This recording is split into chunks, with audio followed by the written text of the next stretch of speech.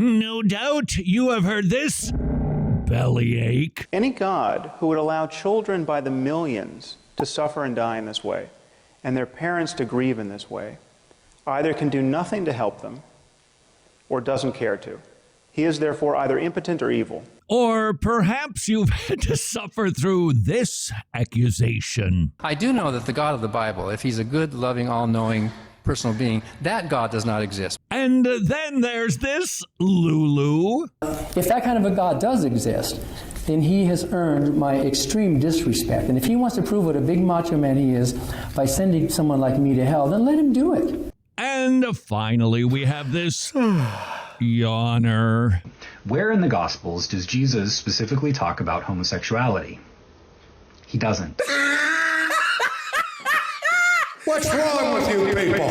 Thankfully, we can swat those four gnats away with a very quick study of, wait for it, the Jesus hermeneutic. That's right. By studying how Jesus read Genesis, we'll see that Jesus was actually citing historical events that happen in real places to real people. He didn't seem to have the same problem with the scary God of Genesis as many postmodern Bible critics do. This God, it's nothing at all like Jesus. He's wrathful, jealous, vengeful. So here are 6 reasons we should read Genesis as actual historical history. Methinks that was redundant. Number 1, marriage is what brings us together today. When Jesus discussed divorce in Mark 10, Matthew 19, he refers back to the creation account in Genesis. In other words, he roots our understanding of marriage in actual people and actual events, declaring them male and female. From the beginning, Jesus isn't conveying a metaphorical understanding of Genesis to bolster his argument for marriage. That would be ludicrous. Rather, he understands the contemporary practice of marriage between a man and a woman is reliant upon the nature of the very real creation and union of an actual man and an actual woman. He isn't basing his argument on myth or poetry, but history. In other words, if the reference of an illustration isn't true, then the actual illustration explodes. For instance, if I said, that steak is as hot as a cup of 2-hour-old coffee, you'd probably think I was trying to say the steak wasn't warm at all. Why? Because an illustration crumbles if the reference point isn't true, real, or accurately described. So here are some more examples of Jesus illustrations that relied on the reality of the historicity of Genesis. Number 2, Jesus continues citing Genesis as historical narrative to support his argument against the Pharisees. Luke 11, Matthew 23, he's tracing back the bloodline of unrighteous unbelievers all the way back to Cain, who spilled the blood of righteous Abel. That is not a metaphorical condemnation of the lawyers and Pharisees.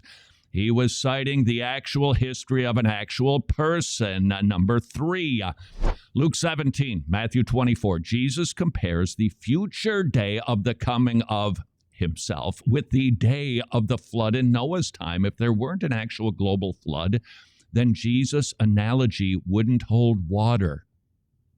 Yes, I did write that. Number 4, Jesus compares the coming of the Son of Man to the day of destruction of Sodom and Gomorrah. He clearly considered his second coming to be a future historical event, and he says it will be just like the day of Noah and the day of Lot in Sodom, meaning these are real people. These are real events. Jesus didn't try to explain away the destruction of Sodom and Gomorrah because that makes God too mean. Just the opposite. He relies on the historicity of those events to explain and point toward a future historical event, his second coming. And if that isn't enough for you. Jesus agreed with Ken Ham, don't we all? The earth wasn't created billions and billions of years ago. Millions, billion, tens of billions of years. Jesus taught that Adam and Eve were created at the beginning of creation. That doesn't leave a whole lot of wiggle room for the day-age creationist. And finally, number 6, demonstration that we should read the Bible the way Jesus did. John chapter 8, he tells hard-hearted hearers their father is the devil. Who could it be? Who could it be? I just can't imagine who. Could it be Satan? The devil, who is a murderer from when?